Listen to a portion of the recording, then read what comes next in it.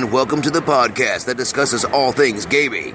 Coming to you from the home of Indie PopCon, Gen Con, and the gaming capital of the world, we are the Established Facts.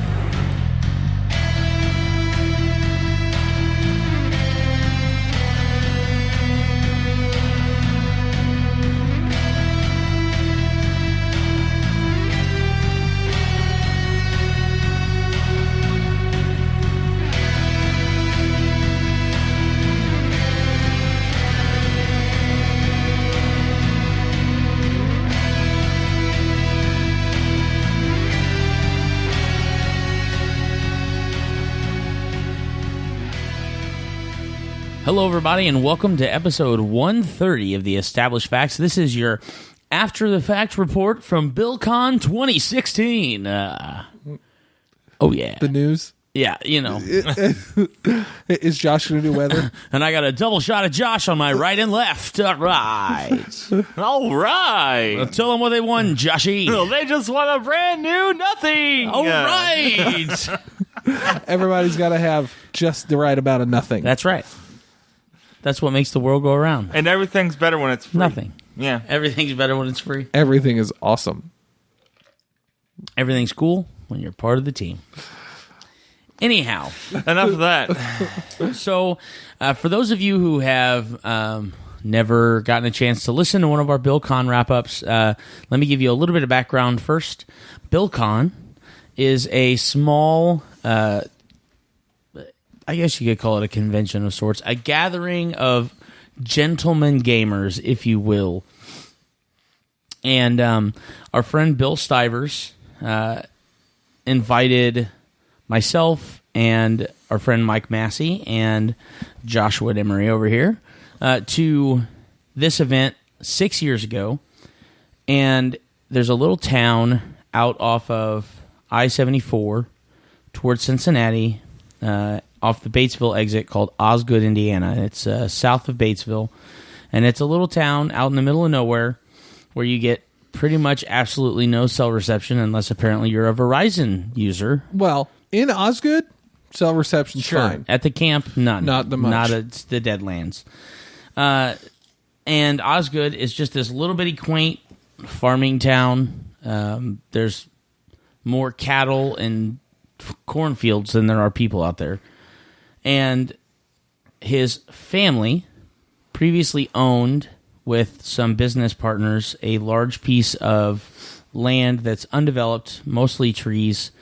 There is a nice big cabin and a boathouse on this property. And about 3 years ago, Bill's wife, Autumn, her grandfather, Jim, who just passed away earlier this year, sold the land to a friend of his that was a business partner of his. However, we have still been allowed to go out there for like the past 3 years and hold this collection of gaming days where it's just a bunch of guys hanging out and having a great time together and kind of getting to see each other and reminisce and catch up and play games, eat food, drink beer. Yeah, play games, eat food, drink beer.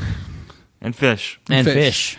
That's right. And so we do this every year, usually in September. The first few times we're in like early November or late October.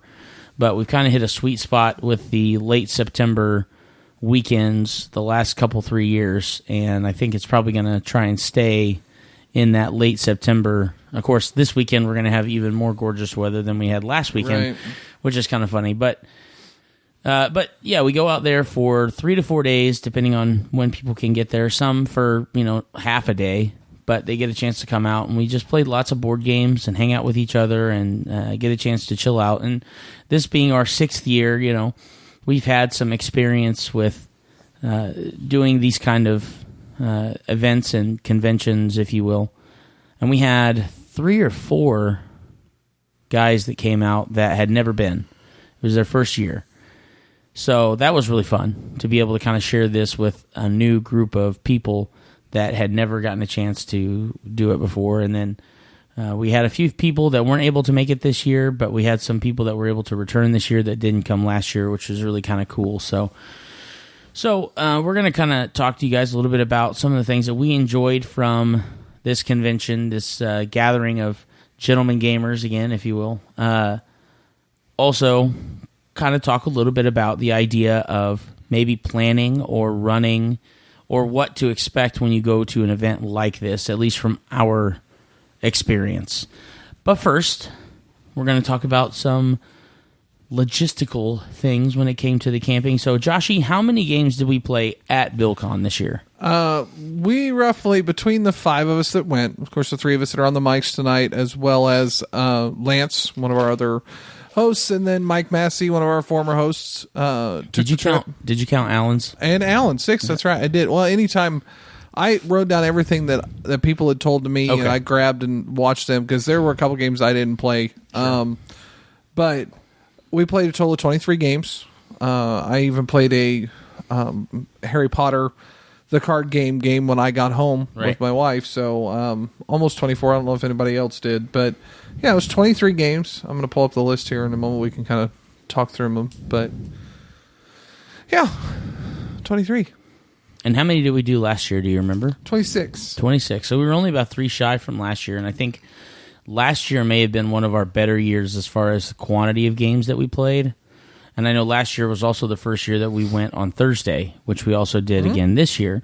We went Thursday and stayed Thursday night, Friday night, Saturday night, and then left early afternoon, around 1 o'clock on Sunday to come back home because we had a wrestling pay-per-view event to go to. Yes, we did. Which that is a whole different subject we can maybe get into after we get done talking about this. But I would have to say that in general, I felt really good about the amount of games that we played because I feel like we really paced ourselves and we gave ourselves time to relax and hang out and catch up with people and then also play games. I know my brother went fishing quite a few times while we were down there. Yep.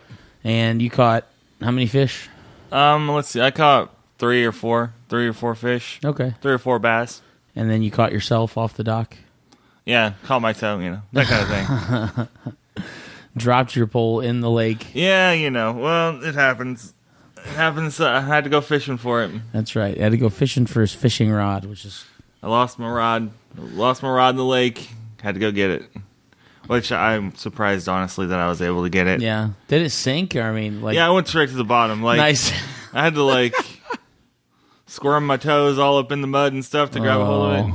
I was just glad that, 1, I didn't lose a toe from the snapping turtles, and 2, that it was shallow enough to where I was actually able to reach it, because you can't see anything in that lake when you're actually in the water. It's pretty murky. But I hear it's a fairly large lake out there, so... Oh, it's huge. I know you and Tony went out on the lake with a boat. Yeah, and saw a whole other half of the lake that nobody else had seen, the entire time. Yeah. So... Yeah, it was fun stuff. It's a night... And recently, within the last 2 years, we have started... Because there are so many people who want to come to this event... I feel like we started this new tradition. With the camping? Yeah, tent sitting. We helped. Maybe it was just a spawn it. Suggestion from us, and then a lot of people kind of jumped on the suggestion.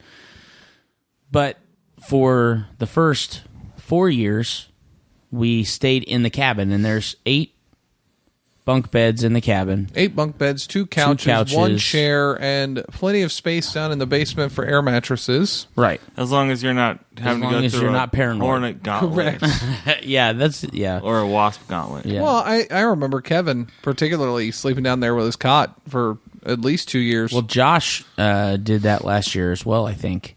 Slept in the... Big Josh? Thaxton. Thaxton. Who? Yeah, I can't remember his last name. Forget how many of them there are. Josh Thaxton slept down there last year, I believe, in a cot.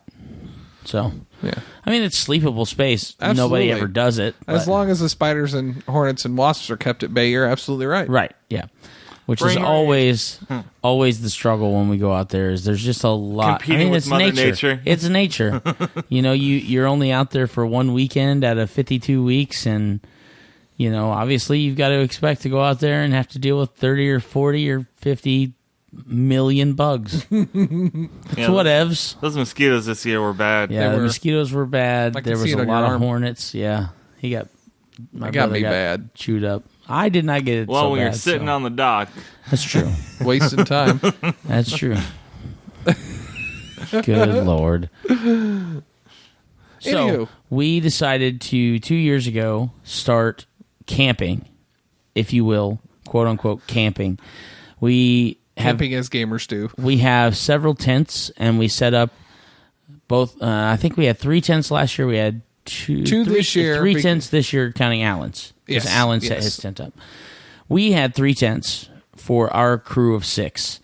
2 one-man tents, and then we had an 8-man tent that we had split up for both Josh's, myself, and Mike.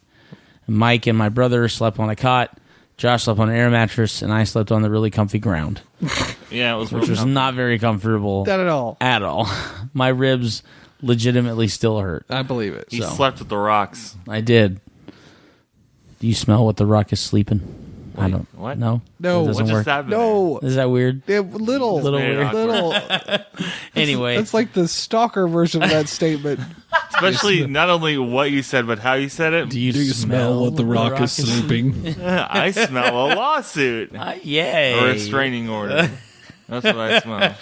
Anyway. We're sorry, Dwayne. When we camped out last year, when we did our tents last year, we had, I think, 2, maybe 3 other people that did tents. Mm-hmm. This year we had approximately... I'd probably say 8. 8. Yeah. Yeah, 8 different tents all over the place. Yeah. Including Rob and Tony and their little tent They city. had a village of tents. They did. They had a community. They had a 3-room tent, and then they had another little, 4-person tent for all their stuff. And then they had a table in the middle and chairs. With a canopy. With a canopy. Yeah. They camped Metropolitan. It was pretty cool.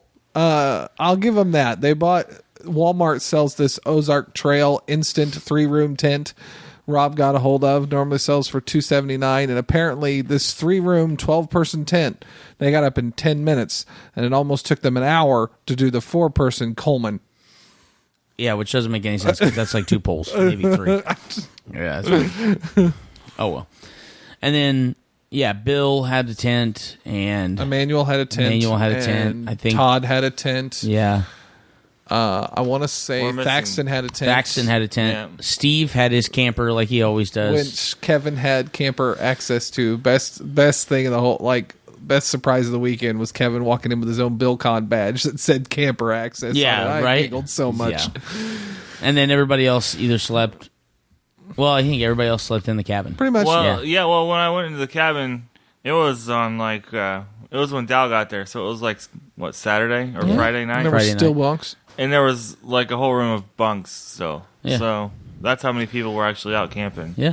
So and it's really nice because the weather was nice and it was warm during the day, but in the night it was nice and cool and it was comfy. It's nice. I enjoy sleeping in a tent. Mm-hmm. I enjoy sleeping outside. Just not on the floor. I mean the ground. I don't mind sleeping on the ground if I don't have a dirty great root in my ribs. As Samwise Gamgee would say. So that was fun. That's always a fun part for me about just the idea of kind of being out there and being. I mean, the sky is huge. You go out there, the and sky is normally. If you go, it's not small, but shut up. I mean, if you go out on the dock in the middle, I know Josh, you've never done this because you don't ever turn your phone off long enough to actually see what night sky looks like. I was out on the dock a couple different times. He Googles it. He Googles. Google Earth shows me. Astronomy. You will be deleted. So then, last year I remember going out and just sitting on the dock in the middle of the night. And it was cool, and it was I think last year was a new moon. So what was really neat was you could just kind of stare up at the sky and see just everything, stars, the nebula. Forever. It was so cool. You could actually see the Milky Way galaxy. It was just cool. It's just a really neat time and stuff. Being a city rat, it's not stuff that you get a chance to see all the time, and you really appreciate it when you finally do get a chance to be out there. Makes you feel real small. Makes you, real small.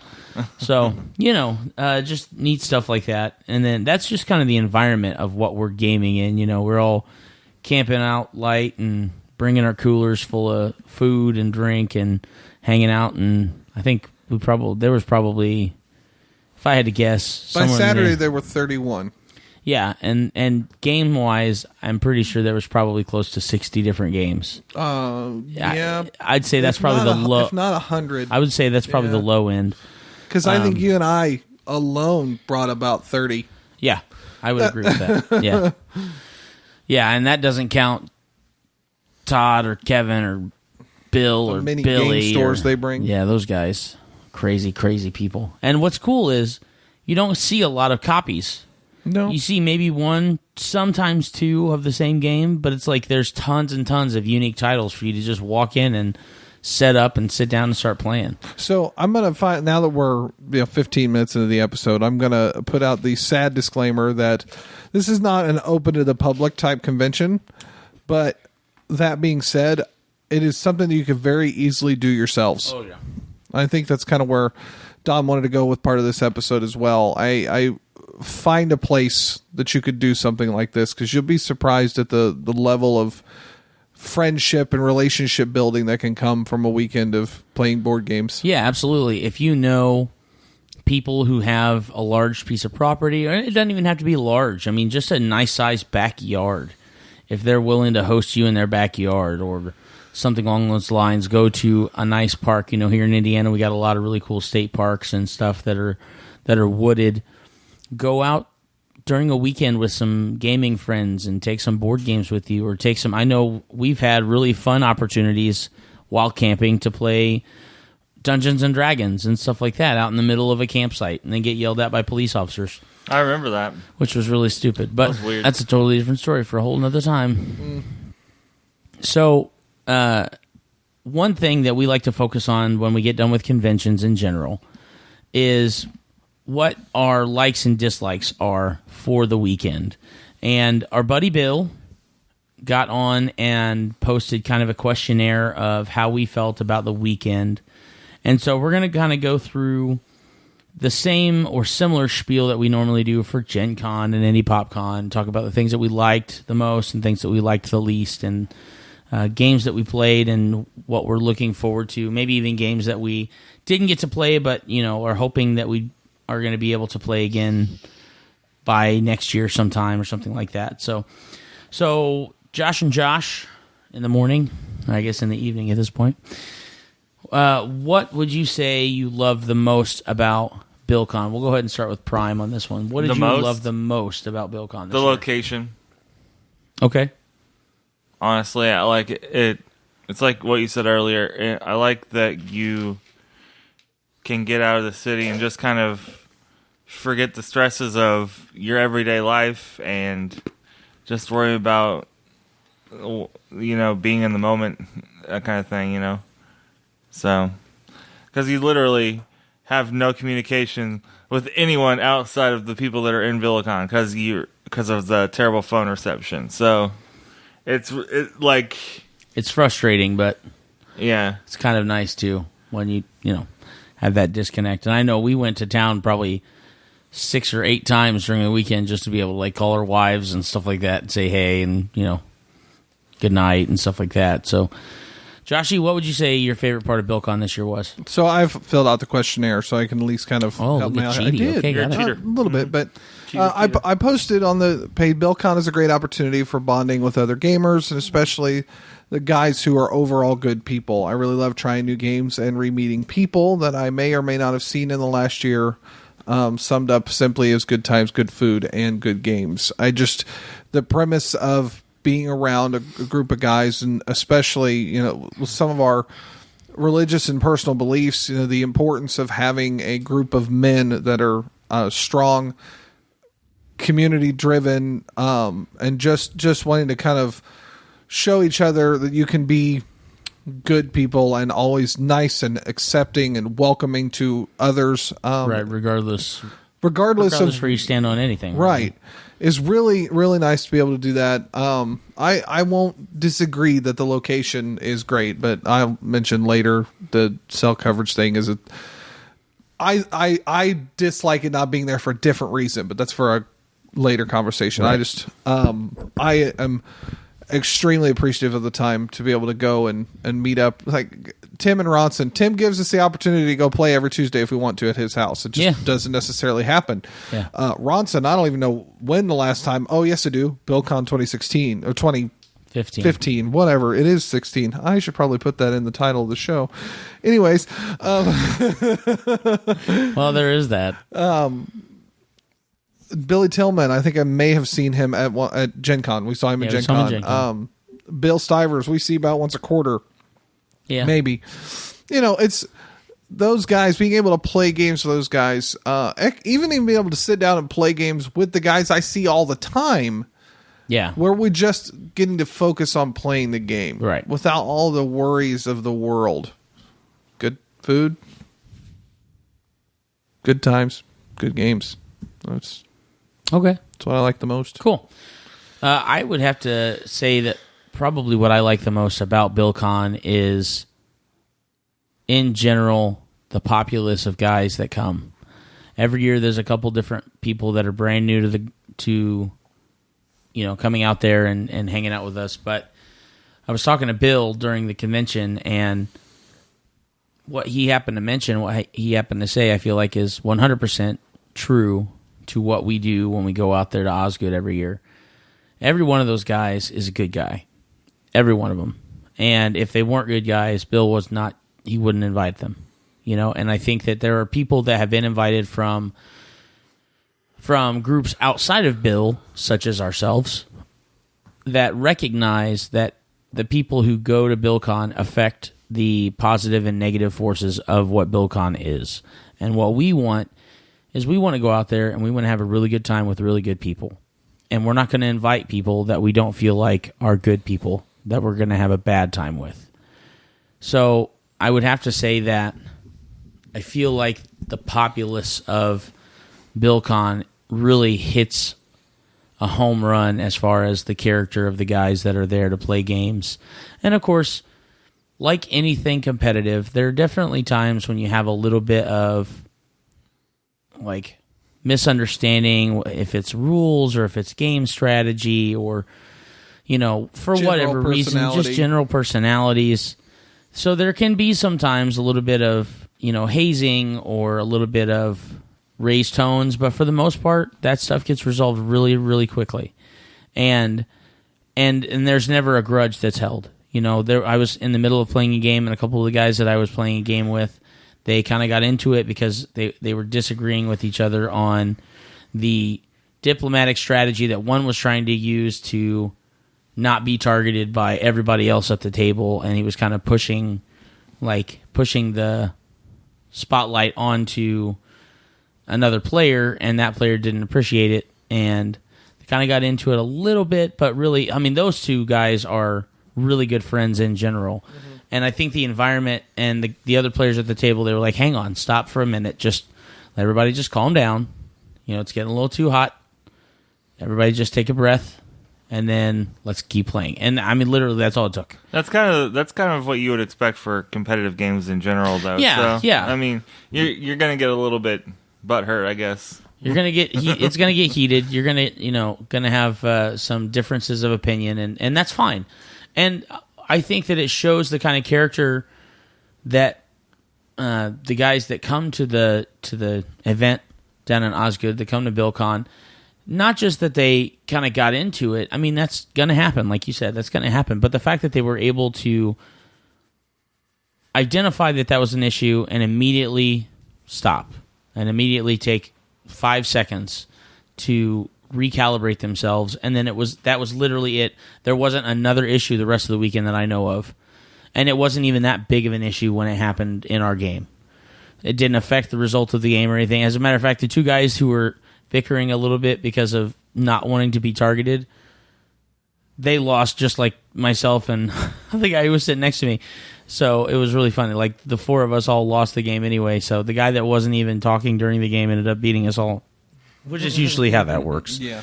And speaking of games, Josh, Mr. Demaree, what would you say your favorite game for the weekend was? So I'm actually going to go. Bill asked top 2 to 3. Oh, sure. We can go. We can do 2 to 3. I'm putting them all on here. I don't need to explain all of them, but we play tested a game by some people we know called Horror at Camp Havenwood. Look for more information on that in the future. The Legendary Encounters Firefly. If anyone has played the Legendary series or the Legendary Encounters series, I highly recommend Firefly and completely ignore any of the statements made about the artwork. Yeah, it's really not that big of a deal. It's not. As long as you can get over it. Just ignore it. It's a good game. Yeah, it is a good game. But I couldn't care if it was black and white if it's a good game. But D&D 5th edition, we speak up very often about how we're Pathfinder fans, but I think more than anything we're good story game fans when it comes to role-playing games. And Rick Davenport, who for the first time game mastered at all, decided to game master a Dungeons and Dragons 5th edition game with us, with a party of 8 players. Where 7 of them had never played D&D 5th edition. Yeah. And the rest were us. And of those 7, yes, were us. 5 current or former members of the Established Facts podcast. Yeah. Always looking for an opportunity to mess with the GM. And I haven't role-played for like 13 years at all, so I don't know. No, not at all. Experience with any of that. All I know is one fireball can do a lot of damage. Yeah. Well, and I'll leave that gaming story for you, but I would definitely have put I think the Rick, D&D game at the top. I think top. Rick did a phenomenal job. For a first-time GM, he did great. Yeah. B, for a GM in general, he did awesome. And especially to GM a party of 8 players. That's tough. To keep 8 players engaged, to keep the action moving and not having the party split up too much. It was good. My character did a crap ton of running around to kind of help things keep moving. I noticed. It wasn't anything that I did necessarily on purpose. I was just kind of playing. I was playing a halfling rogue. And halfling rogues do a lot of running around on their own anyway. So, in general, I was doing a lot of that. And then I would come out and I'd, announce to the party, hey, I found this. Or, hey, this is what I just saw. Or, hey, we need to go down this hallway or something like that. And then, quite literally, I ended up, trying to help him out, keeping the moving parts moving. Instead of, separating the party too much. And the issues that you run into as a GM when the party separates and you've got to deal with half of the group at this location and half of the group at that location, and it feels disjointed and people don't get a chance to play, and that's rough. So. Well, and that statement there is part of the reason also why I put the Legendary Encounters game, because the game itself is very much designed like the TV show. Every member of the crew is very important. Yep. And every member is always a part of what's going on, including there are certain effects that go off only if that main character is being played. And it was interesting because it was really important during this particular Legendary game that everyone be paying attention. Yeah. Because if your name was called, we have to react. Active character, yeah. So with D&D and how, which I've already apologized to Rick because he played it in the evening and I fell asleep, but warned him well beforehand. And it wasn't, you didn't fall asleep because it wasn't interesting. You fell asleep because it was 12:30 at night. Yeah, and I'm a first shifter, and 12:30 at night, my body's like, you're supposed to be in bed. Yeah. I just kept drinking beer. That's what kept me awake. Because that makes sense. Worked. But the funny thing is it happened 12:30 at night, and I kind of got stirred awake, and then we got into the final battle, and I was battle. Yeah, we got into I was a couple locked of really in. good battles. So it was those 2 games sit at the top probably more than anything because of how good they were at keeping the players engaged. Yeah, I agree. I definitely agree. Prime, what would you say your top 2 or 3 games were for the weekend? I would have to say, in no particular order, Seafall was one of my favorites, and part of the reason why I liked Seafall so much is because it's the first time that I've dealt with a legacy game. Sure. And so it's progressive. Right. Like, as soon as you beat it, regardless of the outcome, you have this progressive storyline that happens based off of the decisions that you make. So I thought that was a really cool concept. That being said, I did like D&D 5th edition. I'd have to say that one was probably my favorite of the weekend, as far as games are concerned, because it was a fun environment, and like Don said earlier, like everybody that went to BillCon, they're all good people, which makes a game when it comes to role playing games. Like, if you've got people that are intentionally trying to cause rifts in the party and trying to make combat, it just makes the game not fun. So to have that opportunity to be able to play with people that I've literally, like, people that I literally only talked to at BillCon or, just met over the weekend, and to be able to play a fun, cohesive game and enjoy myself was just, it was a cool experience. So, and for that reason alone is probably why I liked it the most. So. Okay. Well, I would have to say that probably my top games for the weekend, definitely the Dungeons & Dragons 5th Ed game with Rick. That was a ton of fun. We had great players, great background concepts, and just a lot of really fun play at the table. He had a great time, which means we had a great time because while we're having fun, he's having fun and he's one of those personalities that feeds off of everybody else's energy, which is really cool.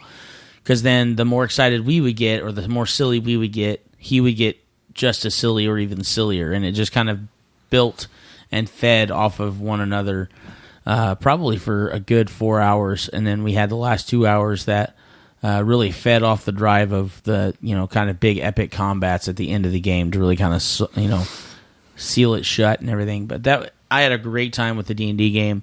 I would have to say probably the Firefly game was more than, I think it was probably my top game for the weekend, but the D&D game is really, really close. I think mostly because I am such a huge fan of Firefly, and I wanted to play it at Gen Con, and it was the only game I got to play with Bill this year, and so it was just kind of neat that we sat down and we played. And of course, we played Alien Encounters when it first came out and just got destroyed. It wrecked us. I mean, destroyed within the first 2 turns of that game. And so to be able to sit down and play, I don't think I've ever beaten that game. To be honest with you, every time I think Mike has beat it maybe once or twice, but one time, about 3 months ago. So so I think Firefly was definitely my favorite game for the weekend. I really did enjoy Seafall.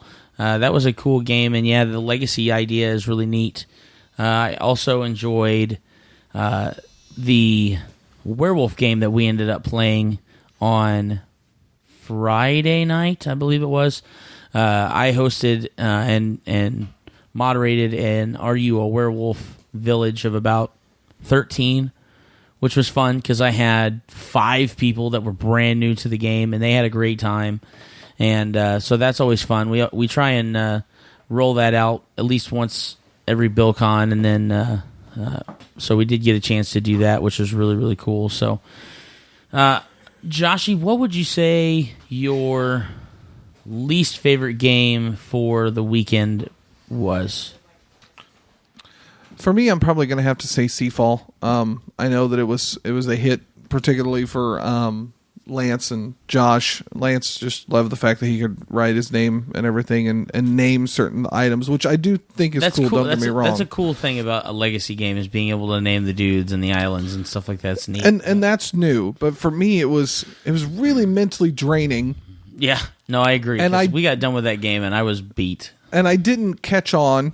Yeah. As much as I would have liked, and I had probably spent about every time my turn would finish, I'd go try and find cell signal to try and call my wife to see how things were going, because I knew she was here and was supposed to be getting together and play games today, and I wanted to see what was going, that day. And every time I would try and find cell signal, I couldn't find it for like 3 seconds, and then it'd be right. Yeah. I remember you getting frustrated about that. Facebook posts would come through and emails would come through, but I try and place a phone call and it wouldn't go through. Yeah, and it was. I don't want to put that on Seafall, which is why I will gladly play Seafall again. It's good. But that was probably that would probably be the not being able to get a hold of my wife when I want to see how things are going. Sure. During the game, just kind of that was the roughest part of the weekend, I think. Probably, yeah. But for you guys, yeah. Well, yeah, you don't have anybody who I don't loves even have you. a girlfriend. No one loves me. The fish didn't even. The only thing the fish loved about me was my bait. The bait. That's the only right. thing they cared about. Oh, goodness. And even then I had to fight to bring him in. Yeah, that's true. And on 3-pound test line, too. That was the worst part. I think it was 1 pound. I'm pretty sure it was only 1 pound test line. Trying to catch crappies and you catch like a 3-pound bass and it's ripping your... there was no way in heck that I would have been able to catch a crappie with that line. It would have snapped it in a heartbeat. Yeah. So... one of them snapped my line while it was flopping on the dock. So, Josh, what would you say your least favorite game for the weekend was? Oh my gosh. See, I don't think I fell into the Yeah, I did. Okay, Dragon Strike was my least favorite. Okay. Because it was like a Candyland. Like, it was a game just for, like, kids. It wasn't a game, really. You moved your little guys around, you grabbed your bunch of crystals, you press the little button on the dragon's back, and then he flicks around and takes your crystal off your head. And that's it. Yeah. That's all you got there. Yeah. I will say that the first time Lance pulled that game out, it looked really fun. And not even to say that it was a bad game. And this is why I word this question the way I do. Because even though it was our least favorite, that doesn't mean it was a bad game. And I didn't have a bad time playing it. But I think that I would have to agree with you. I think that He-Man was still a hit. We played He-Man. I loved He-Man. That game is just too daggone good. And then with all the other games that we played, I would have to say no. Here we go. I'm changing my answer because I liked Dragon Strike more than I liked Arctic Scavengers.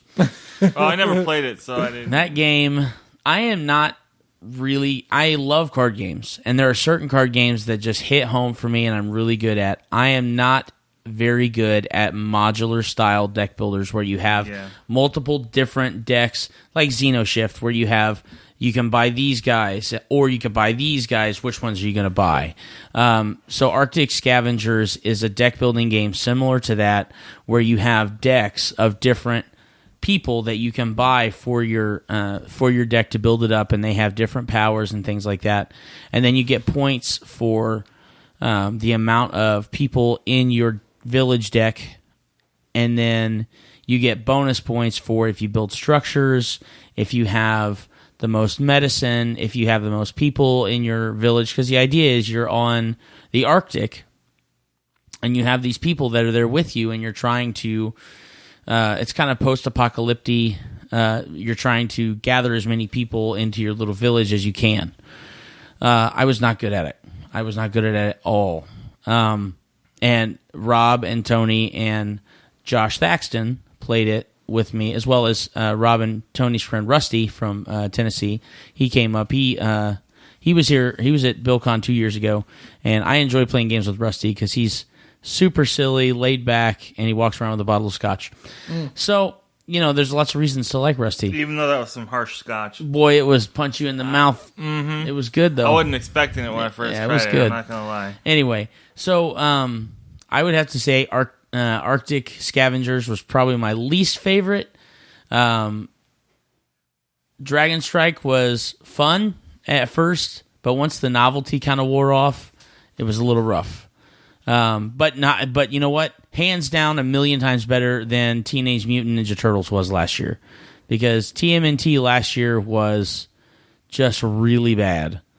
And even Lance agrees with us on that one. He ended up actually giving the game away after the convention that weekend. So, okay, let's see. We've got games we liked, games that we didn't like as much. Why would you guys, or what are you guys looking forward to for next year? Why would you guys come back? What are you looking forward to next year? Prime. I'm looking forward to fishing. I liked fishing. Yeah. I'm going to have to get some better line. Yeah. Some better bait. Yeah. But I think, just in general, it's hard for me to pin down one particular point of the weekend that I would specifically say, this is what I'm looking forward to. the reason why you're going to come back. Yeah. Because it's just the overall experience is enjoyable. Okay. So, Joshy, what you got? My answer on the BillCon page was new games and great people. I love getting to just sit down, take the opportunity to learn games as well as play many of my favorites. Sure. Even in situations where we would still get beaten at 5-year mission. oh my God. No, sir. I'll handle 5-year mission because I've actually played that game and won it. Yeah, me too. But if we play Temple of Elemental Evil and we lose Oh my again, God. I might have to throw that game into the lake. Well, at least we learned some new rules this year that we didn't know before. That's true. Yeah. So, But Well, we got a lot that closer this game time was around. So rough. Yeah, we got 2 tiles away from winning. Yeah. And Well, two dead tiles away sorcerer from getting the to air end, elemental. to the end. Yeah, Right. Yeah, You had used all of our healing surges. Oh, I'm sorry. Dude, the wizard was 6 hit points. Yeah, who got nailed like 52 times. Yeah, That's that rough. game was rough. Temple of Elemental Evil, by far the most difficult D&D board game in that style that we have played. I've not won that game yet. But ironically enough, it kind of ties into why we'd come back to BillCon, because even though I lost, that game right? at BillCon. I would My wife add would never BillCon. understand. No. She doesn't understand why we like to play games where we have a higher chance of losing than winning. But like I talked to Alan last night about a couple of the games that we're working on and playing and stuff like that. And there's just an element of wanting, like, you feel so satisfied once you finally do because of the struggle that led up to that victory. Well, ironically, I think my wife does understand that from the element of she doesn't want to let a game beat her. Sure. Letting someone else beat her is different. Neither one of us like getting beat by Right. the other, but letting a game beat her, she just won't let that happen. Well, and I feel like that's the difference between a competitive game and a game that wants to, destroy you. Sure, cooperative. Us against the game versus us against you each other. Right. Yeah, World's Fair versus Temple of Elemental Evil. I'm pretty sure that if we ever played that game, your wife would I'd probably find you in a pool of blood. Because I'm pretty sure your wife wants to be the one that hands the death stroke to you in that game. Something fierce. And I would deserve it. So, okay. So, a couple of the things that I wanted to talk about, now that we've kind of talked about the things that we really like about BillCon, is in general, obviously, as we've discussed, we get invited every year to BillCon, but there's only 30 of us, and we got a lot of friends that are gamers, and we got a lot of listeners who enjoy playing games and things like that, and a lot of people who probably would love to do something similar to BillCon. Whether it's a weekend thing or just a nightly get-together or something. Like we said earlier, our friends Tim McCurry and Bill Stivers are big gamers, and they host game nights at their home every week. And it's definitely something that we have wanted to be able to participate in at some point. If you have a community, regardless how large or small, of people who enjoy playing games, and for the most part, if they're adventurous enough to want to be able to sleep outside, or even if you had a house large enough to be able to have multiple like couples or people over to your house and stay the night at your house and then all get together and play games together, then I think that you could make something like what we get a chance to experience at BillCon every year work for you, for your gaming people. And I know that one thing that for us we really treasure is the time away from other distractions. I have 3 sons and a wife that I love more than anything else on this world. But I also cherish the relationships that I have with the guys, not only the guys that I get a chance to see every weekend when we get together and game, and then their families, but also the guys that we don't get to see, the ones that we only get to see once a year. Only being able to see Josh Thaxton or Drew Day or our friend Adam, who was not here this year at BillCon, being able to see them at BillCon, that's really almost the only time I get a chance to see them. It's very similar to going to a family reunion where you have cousins and you have aunts and uncles that maybe live out of state, and that's the only time you get to see those people. And of course, there are other people that are there that maybe we'll see at Gen Con or we'll see at a couple other cons as well, and we get a chance to kind of spend time with them here or there. But this is like 3 solid days of getting away from the everyday grind of work and getting into something that we love, that we have a passion for, and not even just games. I mean, really, the 3 of us on the mics right now and the other 3 that would normally be here, Lance, Mike, and Alan, who aren't here with us but got to go, we're all extroverts. And so the time that we spend away from those friends is indicative of the amount of effort that we want to put in hanging out with those friends when we're around each other. And it's important for us to have those strong relationships with these guys, and I think that it maybe intensifies our relationship with them because we only get to see them once a year, maybe 2 or 3 times a year if we're lucky. So, being able to go out to Osgood and see these guys, that's really what I cherish the most out of something like that. And I think that, it would be very easy for us to be able to encourage other people to do something similar with their friends. We have several friends that are gamers that don't get a chance. I mean, our wives would love to go and do something like that. And I think that that's an opportunity for all of us to put something together where we spend time away from distraction. Not, in this situation, Josh and Deb have a very nice big house, and Mike and his wife Kayla have a very nice big house. But I feel like for us, because our house is our everyday life, and the things that we do at our home are everyday things, being able to get away from those things and break away and kind of get back to the relationships that we have with people and not the roles that we play when we're around each other, that's really what you want to go for in a situation like that. If you have friends and they have, we have our friends John and Danielle, they have a nice house, and they've got a big piece of property, that's mostly just open.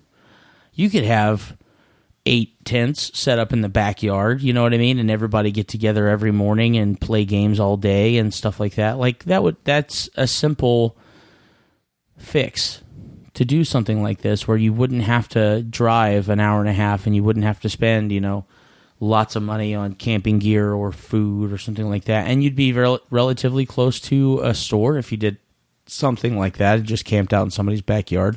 But it's fun. It's the environment. You know what I mean? Hey, we've dedicated these next 3 days to just do nothing but hang out with each other, catch up with each other, and play games. And I encourage anybody who, listens to this episode to put something like that together for you and your friends. Especially if your friends are us, because we love doing this kind of stuff. And it's just neat. It's neat to be able to pack up 15, 20 of your own games and a backpack with clothes in it and throw a tent out in the yard and go hang out and play games with people, and get to know people. Game nights are awesome, but game nights last for 4 to 6 hours, maybe 8 if you're really lucky.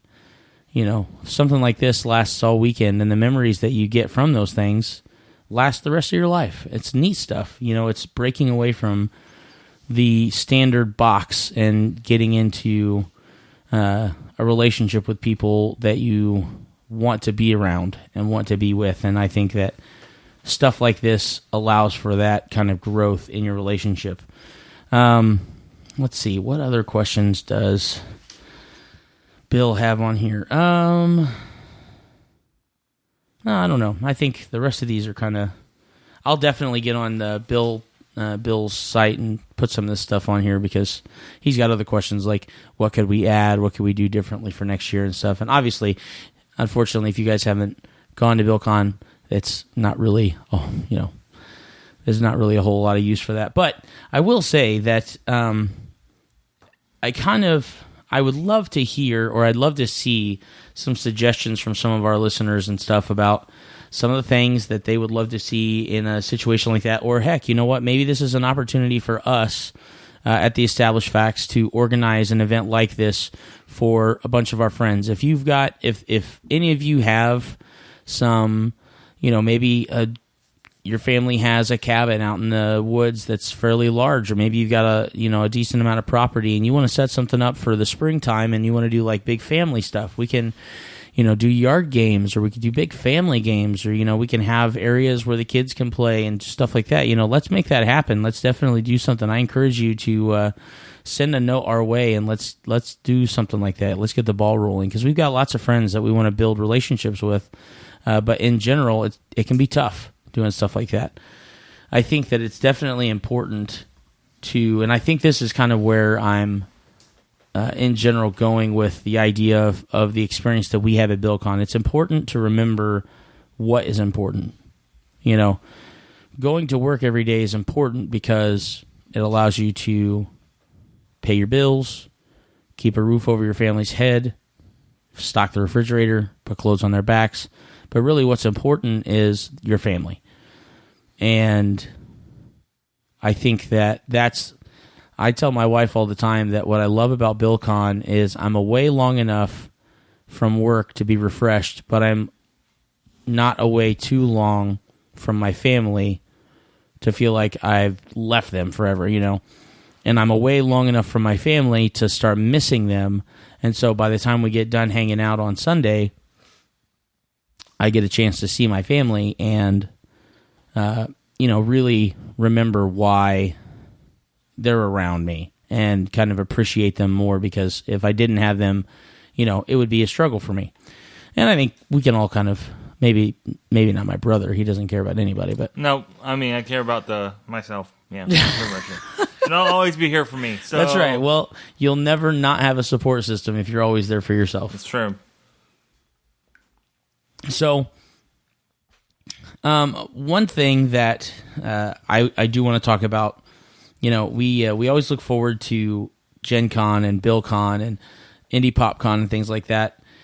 But summer conventions are not the only conventions in town, and with 3 months left of 2016, that's right, just 3. The last 9 months have blown by so quick that it's kind of ridiculous. All the things that you said you wanted to do in 2016 and only done about 5 of them. Yeah, so much for your New Year's resolutions, right? People. You've got 3 months. You got 3 months to pick up those resolutions and sprint to the end.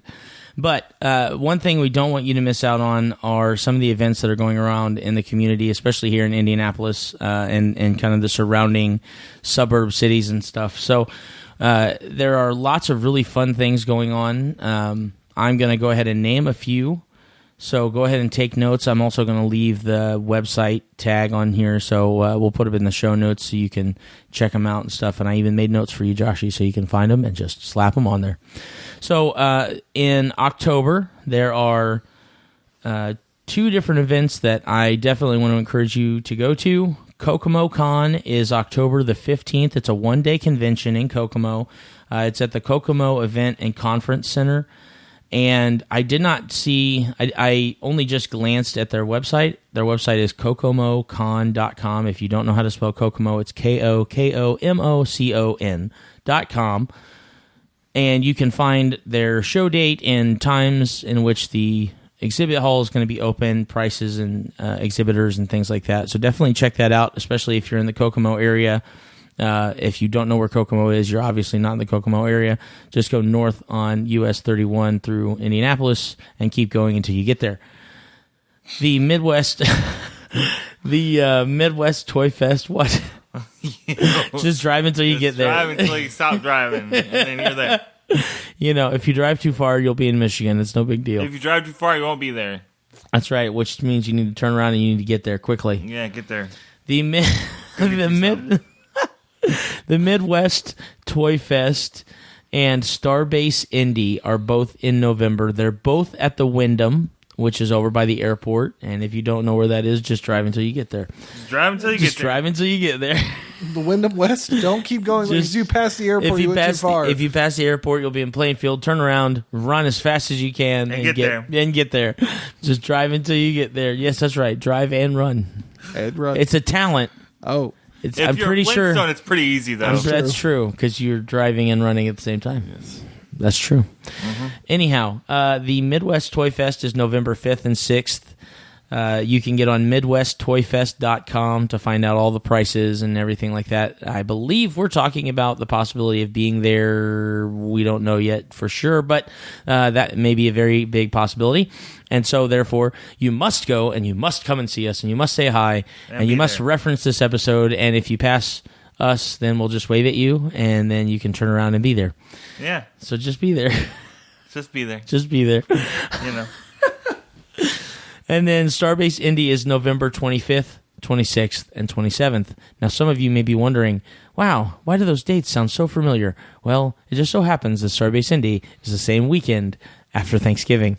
So after Have you get fun, done, folks. after you get done doing your Black Friday shopping, swing by the Wyndham, spend some money there on some Star Trek stuff, Assuming that you're not in jail at that point. or if you're not in jail or you haven't passed it already going to Plainfield, stop in at the Wyndham and maybe do your Black Friday shopping at the convention. Maybe they'll have some fun stuff. Who knows? Doctor Who, I guess maybe Stargate, Trek or Wars. Or I don't know what's happening to our host right now. I'm stuck on stars. You got that Google Earth up? So anyway, so definitely check those things out. We will have notes on our page. If there are other conventions that are going on during the October, November, December timeframe, please let us know. Post it on our website or on our Facebook page, either one. Also, in October, I'm really excited about this. It's actually, I believe, this coming up weekend, the 1st and 2nd of October, is the Fisher's Renaissance Fair. Oh, yeah. I forgot about that. Yeah. So I'm definitely excited about that. Yeah, we're going. We go every year. Just about every year. Well, for the past, 4 years. We've gone every year for the past 2 years, counting this one. 3 years for me. 3.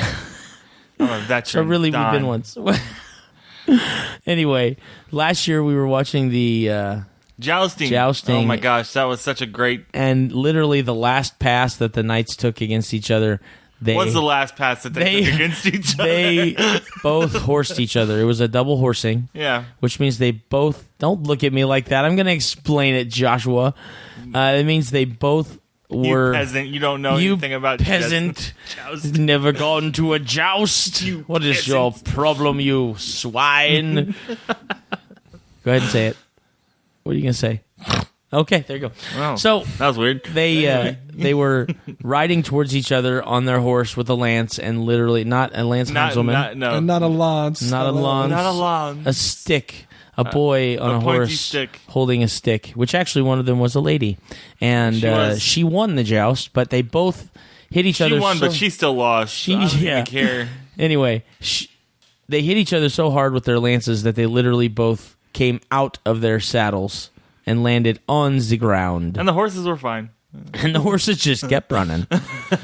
Until they got there. Gentleman Once Knight, they got there, they stopped. That's right. The Gentleman Knight was fortunate and lucky enough to somehow land on a hay bale that exploded underneath him with the 150 pounds of armor that he was wearing. Fortune favored him that day. I'm pretty sure he got up and said, "That was the softest landing I've ever had." And we were like, he literally somersaulted back to his feet. Yeah, it was actually fairly entertaining. He just kind of rolled up, and she got knocked out. Sleeping with the stars. Literally got knocked out, and it was a little scary at first, and then she kind of did the whole, throw your thumbs up to the crowd and everybody cheers, and I might see 3 of you, but I'm okay. Right.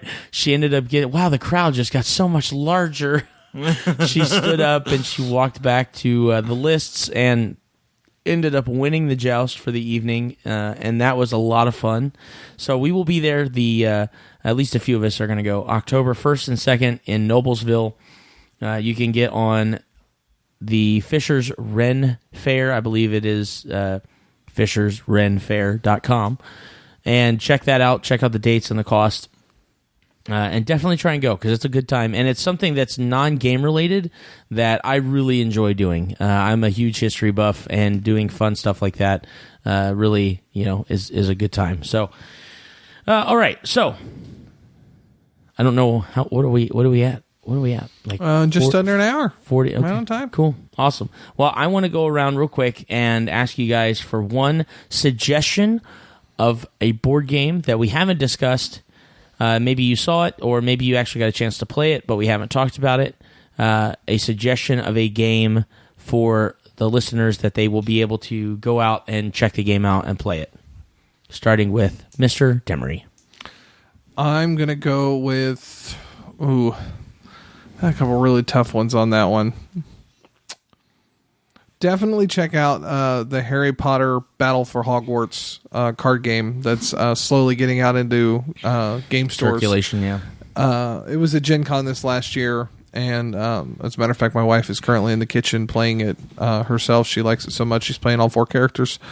So I highly recommend you just go out, find somebody who's got it. It's a worthy. It's fun. It's a fun game. It's got replayability. You're playing through the years of the as the four main kids, Harry, Ron, Hermione, and Neville, as they grow up through their years at Hogwarts, and it gets more difficult. And it's surprisingly difficult even in year 3. We played year 3, and it almost kicked the crap out of us. We almost lost. So legitimately, I highly recommend finding and playing that one. Yeah, it's a good game. And the year 3 game that we played was the first time I had played it, and it was rough. I was like, wow, this is so lethal. Now the nice thing is your characters don't die, but it's still pretty harsh. You get beat up pretty good. So, all right, what about you? What game I recommend? Prime, yeah. What is it, Xenoshift? Oh, yeah, Xenoshift. That was a fun game. It was a fun deck builder game. I think they've got 2 or 3 expansions out for that one. Yeah, I think so. Something like that. But anyway, yeah, I definitely recommend looking into that. And, yeah. And that is a cooperative deck building game where you're playing essentially hired mercenaries that fight off these waves and waves of big giant bugs as the people that you work for are trying to evacuate their facilities from the planet in which they have landed on to mine the precious ore that they are now stealing from the bugs and trying to get away before they die. Like you do. Starship Troopers. Kind of, only backwards. Instead of the bugs attacking them, they attack the bugs. Yeah. Okay. So I have to say my recommendation for a new game for you to check out. Joshy and Josh and Prime and Demaree and all the Joshes that are at the table recommended regular board games. I'm going to have to recommend Dungeons & Dragons 5th Ed. Because if you have played any Dungeons & Dragons before, it's nothing like anything you've played. It is extremely linear. It is very simple to build a character. It's almost...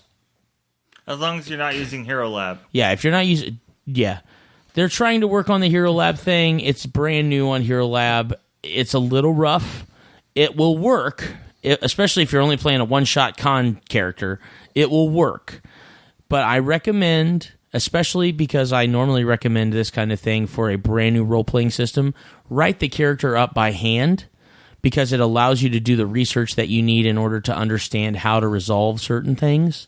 Because the resolution for 5th Ed is a tad different than any other D20 game that you have played. Now, you still roll a D20, you still add some numbers together.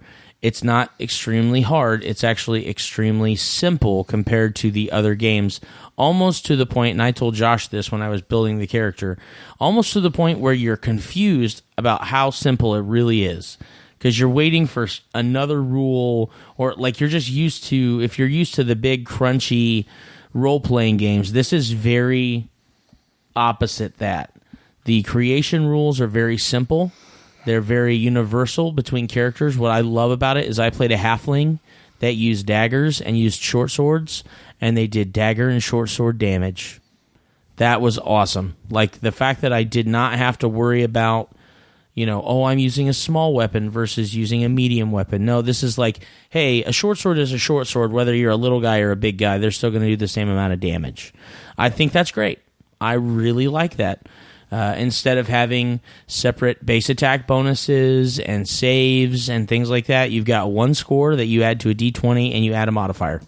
And that's it. I mean, it's really simple in the creation of the game. The base book is, I believe, I want to say 40? It's either 40 or 50. I think it's 40, but I'm not 100% sure. Josh is checking for me right now. And it comes with everything you need to create a dude. And in the back of the book, it also comes with some general monsters. So if you wanted to run a homebrew intro game for you and your friends, you can do that. And they give you the resources. It lists at 50. You can currently get 50. It for 30 on Amazon. Okay, so 30 on Amazon or 50 if you buy it MSRP. So definitely check out Dungeons and Dragons 5th edition. It is very good. It's a lot of fun to play. The characters are a lot of fun to create.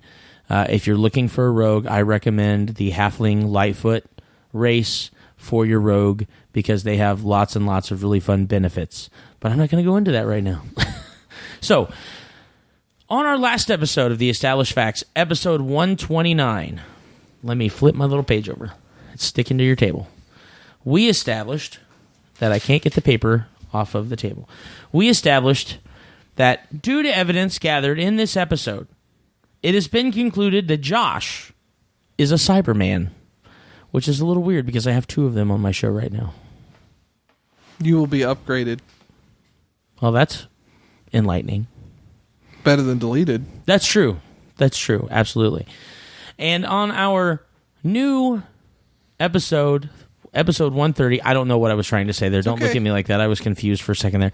Our new fact for episode 130, it's, I will say, on a side note, it is really daunting that I get as confused as I do with less people at the table than when there's a full table. Mm-hmm. I just, the amount of control that I have is scaring myself, I think is what it is.